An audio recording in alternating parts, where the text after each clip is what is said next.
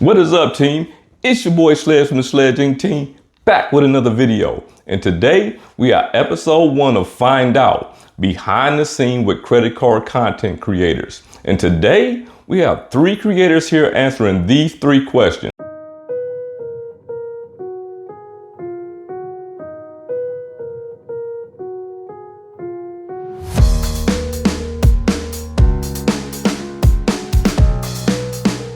Question 1, what are the plans for your channel in 2024? Question 2, besides yourself, who is your favorite credit card or finance content creator and why? And question number 3, for the viewers looking to build credit, what are some of the best practices that you recommend when using credit cards? Now, these are some creators that you may or may not know. So your boy is going to leave the links to their channels down in the comment section and the description of this video so that we can all subscribe to them. But you know, over here at Sledge Inc, we get straight to business, so let's get to it. Hey, what's up, Sledge? Thank you so much for including me in this year's round of creator contributions. I am honored and very happy to participate. So, what are my plans for my channel in 2024? Well, that one's simple. I have had the luck and I've had the good fortune of being involved in some deeper conversations about money and finance, credit cards, and even YouTube itself. And I've realized that my plan for this channel in 2024 is to appeal to my super critical mass. Now, I am not view hunting or sub hunting. That's really not my thing. I've really decided to move away from that. And I've realized that I can affect real change with people. And even if I can help someone change their paradigm in order to get better credit management, better money management, better life management through handling their money, I think I want to focus on that. So like a lot more of my videos will be more from my lived experiences as opposed to even aspirational things. I'll still be including that stuff, but that's my plan for 2024 is to get closer to my core audience. So who's my favorite YouTube creator, aside from myself, of course, and why? To be perfectly honest with you, it's coincidental you should ask me this, but it's actually my man Sledge. Now, the reason being is because over numerous interviews that I've seen him in and actually interviewing him myself on my own channel, I've realized that me and him have actually had very similar paths that we've taken in order to rise to the top of the credit mountain, to be honest with you. I mean, by all means, this guy has such power and sway with Amex, they don't even apply rules to him. He has more cards than me, and I have a lot. And frankly, a lot of the cards that I've recently procured have actually been off of his suggestion. He wields great respect in the credit card community, and I'm sure in the community at large, because I literally live across the state from him and I gotta make it over there. But honestly, right now, if you ask me who's my favorite, it's gotta be the General. I mean, come on. You can hear the music, can't you? Bum, bum, bum, bum, bum, bum, bum, bum, bum. You see, it's catching on, huh? You see? You like that? Now, for those looking to build credit, here are some suggestions that I have for you. First and foremost, you will hear a lot of things go on YouTube here about pay your balances off and in full, and so on and so forth. And that is actually good advice. A lot of people don't have discretionary money. A lot of people don't have discretionary funds. I mean, let's just face it, we all see what the economic state is in this country right now. So to say that as a blanket warning to all can sometimes come off as disingenuous because some people actually need credit cards to live. In other words, they will use credit and the short-term loan value of a credit card in order to supplement their paycheck, which then, then you say, get a job, la, la, la, la. There are a couple of different things that you can say, but in some people's situations, they're kind of written in stone, at least for the moment's sake. So be that as it may, one thing I would suggest is make sure that when you use credit cards, use them as sort of like the topping on ice cream sundae or what have you. In other words, you want to use it as the whipped cream and the cherry. You don't want to use it as the foundation, which is like the bowl or the table that it's sitting on. Now, the reason saying is that you don't want credit cards to be your emergency fund. That's a problem because I've said it in numerous videos before. No one underspends when it's an emergency. But if you use credit cards as a supplement to your income responsibly, you have much more control as to how much you're spending and what it is that you are actually spending for, because there's not a sense of urgency. Now, another best practice I have is I don't care how many cards you have, whether you're like me and you have over 30, whether you just have one, I would highly, highly, highly suggest that you do not charge in a single month more than you bring into your home. Now, this might sound ridiculous, but people do it all the time. Do not go out buying Burberry scarves for $600 or $700 once every other week because you want different colors if you only bring home $1,000 a month. Find out how much you make in a month. And if you find that you are charging really close to it, you're already in the danger zone, because that is how credit cards get you. Once you've charged and they have the revolving interest started, now you get to charge less and less, especially if you're paying interest. And look, it is what it is. Interest is a part of life. Not a lot of people are going to skirt interest. Some people will tell you they haven't paid a dime of interest in X amount of years. That's great for them. The right emergency hasn't happened yet. And not that I'm wishing that on them, but the fact is that that's just what it is. So try not to charge more in a month across all of your credit accounts than you take in a month, because you're already working at a deficit and you may or may not have even fed yourself yet or paid your dwelling costs or your food costs. So that would be the best thing. Take a real honest look at what you make. Then it'll kind of point you at what it is you can actually afford. Now, here's a pro tip as far as my best practices are concerned. Most people are always on the internet, or at least in the YouTube community, saying, what's the best card to get? What's the best first card to get? Oh, get the Chase this, get the Amex that, blah, blah, blah, yakety, yakety, schmackety. Best first card, I'm gonna tell you right now, one of the easiest credit cards to get is a jewelry store card. Yeah, that's it. Go to Jared, go to Kay's. You know, a couple of, the consortiums, they own those stores and those are the front faces. But getting a jewelry store card is extremely easy because the product that you are buying with said jewelry store is concrete. It is tangible. It can be repossessed. It can be tracked. It's very easy, or at least easier in most cases than other issues, for jewelry stores to recover an item that someone has not paid for, or at least track it or get some sort of recompense for it. So jewelry stores, jewelry chains tend to give out credit a little more freely to people who have bad credit, and just the people in the worst position ever, the people who have no credit. So what you're gonna do, get a jewelry store card, buy yourself a nice watch, get something. It's gonna take you about 6 months to pay off, because the best thing about it also is when they start you off, it's normally gonna be on a zero interest card. Give yourself 6 months, give yourself a realistic 6 months. If you can only afford $50 a month, buy something worth $300 and you pay $50 a month. You will not incur any interest charges. You will not incur any service charges. And you will then have built up a 6-month pay history without paying a single dime in interest on a revolving credit account, which will inevitably start raising your credit score. And by the end of the 6 months, you are at zero. Because I mean, come on, if you have bad or no credit, they're not going to give you a high enough limit for you to go and buy a 40-carat diamond. So that is going to be something for people building and rebuilding credit. You'd be surprised how terribly easy a jewelry store card is to get. The only thing that really approaches that is actually getting an Amex Platinum. You'd really be shocked at how easy that is to get. But man, it has been great. Please, you guys, check me out on Chad's Money Minutes. I am also on Instagram at Chad's Money Minutes. I'm on TikTok, but I'm trying to work it out.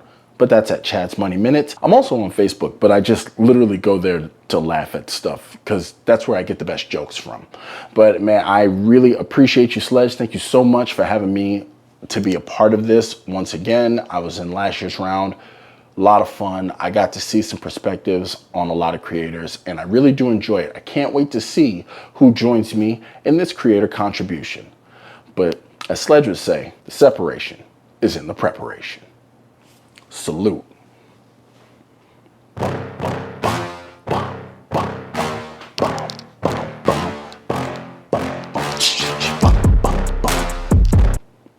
Oh, sorry. Bye. Hey Sledge, thank you so much for including me on this creators mashup this time around. My name is Key, for those of you I haven't met, and my channel is called Kiki Adventures. On my channel, you can expect to learn about how I've spent over 5 million credit card points and miles, the mistakes I've made along the way in collecting credit cards and using points and miles, and also my future travel goals, which as of now is to attend all of the Major League Baseball stadiums. As far as my plans for my channel in 2024 is one, to just get comfortable speaking in front of the camera. I began my channel in January of 2024, so I'm definitely relatively new to YouTube. Two is to put out authentic content that I would want to consume, but also as a solo traveler most of the time, I want to encourage people to get out there and see the world, especially women and people of color like myself. I definitely gravitate towards Spencer Howard of Straight to the Points, yourself Sledge, and really anyone that's truly authentic and truly doing what they're saying. Another creator I follow is the Frequent Miler team. In addition to travel type creators, I also follow Shane Creates, who focuses on HomeKit and how to utilize HomeKit in your everyday life to automate things, but also Undecided with Matt Farrell, who also focuses on sustainability and using technology to enhance and increase efficiencies within your life. I just want to thank everyone in the Anthony Venture Discord for your support and just general kindness. Anthony, Sledge, Chad Money Minutes, truly value the time and the advice that you've provided, and I look forward to meeting you all in New Orleans here later this year. Thank you so much for just being so kind and being open to having a new person join the space on YouTube. My number one tip about utilizing credit cards is as soon as that new card comes in the mail, make sure you take time to set up an online profile, but more importantly, set up automatic payments to have your statement paid in full automatically every single month. Again, thank you so much, Sledge. I truly look forward to seeing your channel's growth over this next year, but also, like I said, meeting you in person in New Orleans. Thank you again. I'm Key, and my channel is called Kiki Adventures. What's up, everyone? What's up, Sledge? It's a pleasure to be here. Thanks so much for having me on my channel. It's a pleasure to be here with a lot of other fantastic creators who are a part of your challenge, and it's awesome to see all of your channel growth specifically as well. So it's an honor to be a part of your channel. For those of you who don't know me, my name is Matt Welter, and I have a credit card channel as well. The reason that I got into credit cards in the first place and wanted to make YouTube videos about it is because I love travel and I love personal finance, so they kind of go hand in hand. I am someone who's on team travel, and so my goal is always to rack up as many credit card rewards as I can, and obviously get rewards in places that I have loyalty to in terms of brand status and stuff like that.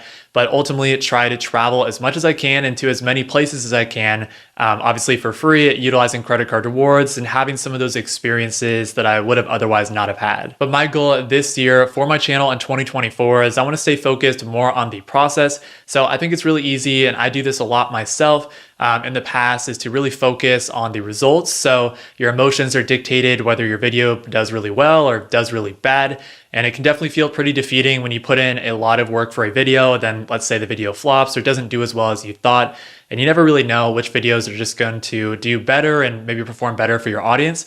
So I think it's best to just stay focused on the process and just trying to improve yourself. And I believe that, things will come into a place based off of that. So my first process-oriented goal is I just want to focus on content and making my videos a little bit better each time that I make a video. And with that said too, I want to make sure that I'm having a decent amount of content and letting my audience actually, stay informed on what I'm doing. So my goal is to have 72 videos for the year, which is averaged out to 6 videos per month. So my goal is hopefully to get even a little bit more than that. And I've been trying to do like 2 videos a week. But obviously there's going to be times where life happens and maybe that goes down a little bit. So 72 videos for the year is pretty much my overall goal. And those videos can range from what's going on in the credit card world to also, I'm someone who's 24 and kind of building my credit card setup and strategy from the foundation and up from there. So I like to focus a lot of my videos more going forward on what's happening in my own credit card journey and what I'm seeing and how I'm developing my strategies over time. Also in general, I just want to have fun with it. It's definitely easy to get burnt out if you're focused again on the results, or you're just not having fun with the videos that you're putting out. So I'd love to just have fun more with my channel. And even though there's some videos that might not do as well, so maybe like redemption style videos that sometimes haven't performed as well for my channel, those are some videos that I really enjoy making. So I'm probably going to do more of those in the future and just focus on having fun with the channel and doing as much as I can to really enjoy the process and overall being a YouTuber and being in the credit card space. In terms of my favorite content creator, I would say probably Charlie Chang. The reason for that is he was kind of like one of the first YouTubers that I was watching, or at least one of the YouTubers I was watching the most around the time that I was getting interested in starting my own channel. So I actually purchased his YouTube course and went through it and got a lot of good, information about the algorithm and how to perform well on YouTube. Obviously, I still have a long way to go to being a good YouTuber, but I think that he's definitely provided a good roadmap, and I've definitely followed a lot of what he said in his course, and also just in general, I really enjoy a lot of his videos and got a lot of inspiration from him. In terms of my best advice for people who are just starting out in their credit card journeys and some best practices to follow, I think I definitely do have a lot to say about this because I was just a beginner. I'm 24 right now, so I was just a beginner like 5 to 6 years ago. And even then, I was just kind of barely starting out. So only over the past like 2 or 3 years have I actually really started to take it seriously. But I would say number one is to build a foundation. That's one of my biggest things that I always tell people, like my friends and other people who are starting to getting into credit cards, because it's easy to like be really enticed by some of those like high annual fee cards or ones that promise you a lot of luxury and lounge access, elite status, all that type of stuff. But my recommendation would be to build a foundation first. So that's going to include a lot of no annual fee cards and just building a good foundation. What I mean by that is making sure that a lot of your oldest credit accounts, so the ones that you got first, are ones that you're going to keep open for a long time and are going to be foundational to your credit card setup. Because at one, it's just going to help you improve your credit score over time by increasing that length of credit history, but it's also going to give you a good idea of how to utilize those cards. And if you can utilize those cards well, then you can start moving up the credit card ladder and getting some of those higher tier cards in the future. I would also say that everyone is different. Some people are going to get more value from certain cards and other people are going to get more value from other cards. So I think it makes a lot of sense to take a look at your own spending and travel preferences. And maybe, you travel a lot with certain hotel brands, then it might make sense to get hotel credit cards that are geared more towards that travel. Or maybe you just travel out of certain airports or travel to certain locations internationally more often. And a lot of times having loyalty programs or in general just travel cards that align with those travel preferences make a lot of sense. And I think the same thing is to be said about spending preferences. So once you get down to your credit card setup, you want to make sure that you're having high multipliers and some of those cards that, match those high spending categories that you spend the most amount of money in, just to make sure that you're maximizing everything in terms of your strategy and your setup. But once again, thank you so much, Sledge, for inviting me to be on the channel and talk a little bit about this creator challenge. I really appreciate being on here and being with some other great creators as well. If you want to follow me going forward, again, my name's Matt Welter. I have a channel as well. And yeah, thank you so much for everyone who's watching this right now. And thank you, Sledge, for the invitation once again. Now, I want to thank Chad, Key, and Matt for participating in this series.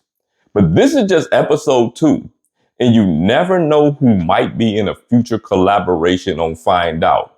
Your boy might even get on here and answer these questions. But again, make sure you subscribe to every creator that took their time to contribute. And if you want your favorite creators to be in this series, get in their comment section and tell them to get with Sledge so we can make that happen. Because this channel cannot grow without your support, and I appreciate each and every one of you. Well, if you like this content or was just entertained, hit that thumbs up, share this video, but most importantly, drop a salute emoji in the comment section. And remember, change is inevitable, but growth is optional. It's your boy Sledge. Salute. Subscribe to the channel. Join the membership.